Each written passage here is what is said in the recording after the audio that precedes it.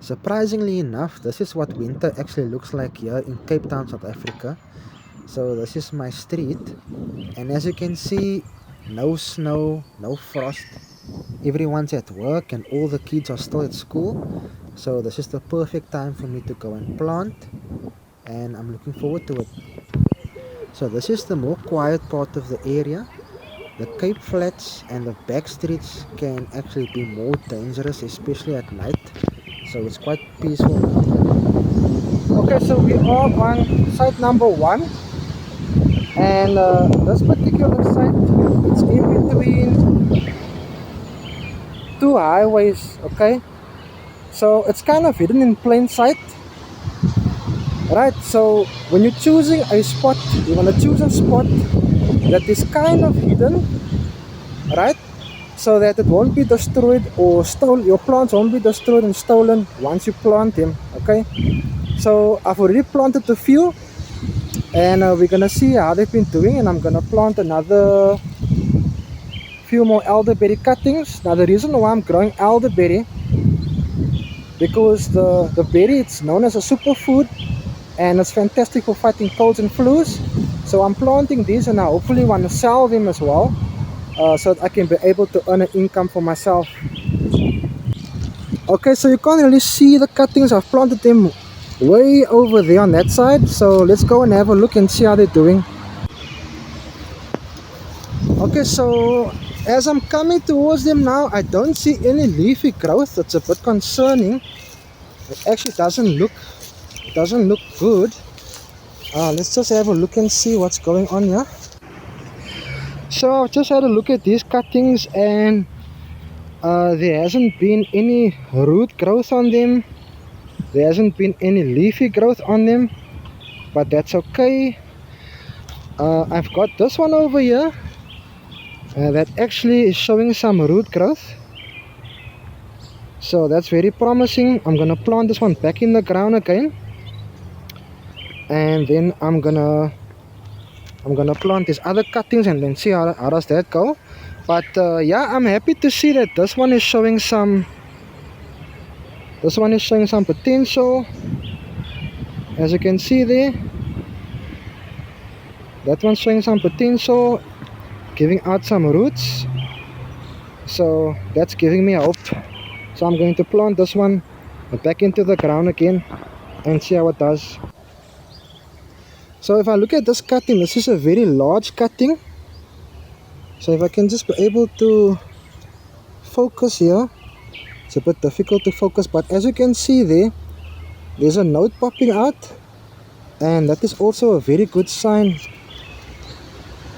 See, that's a very good sign there. That node's popping out over there, and that shows that there's still a lot of growth potential and energy in this particular cutting. And yeah, I always knew this one was going to survive, so I'm going to plant this one back in again.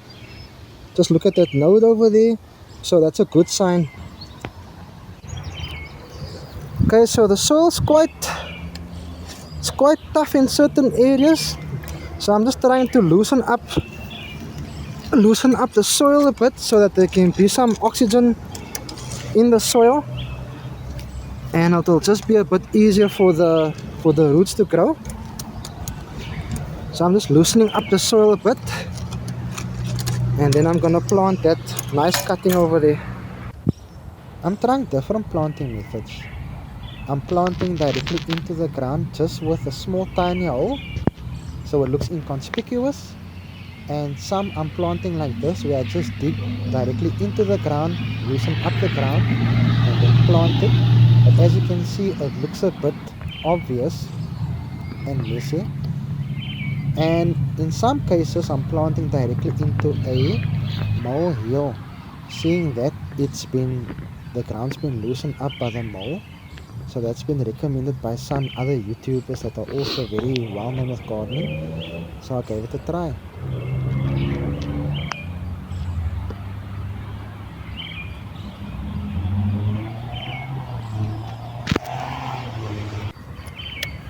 Yeah, I'm just pointing at this area here. The roots are starting to form on this cutting here, so it should be able to survive.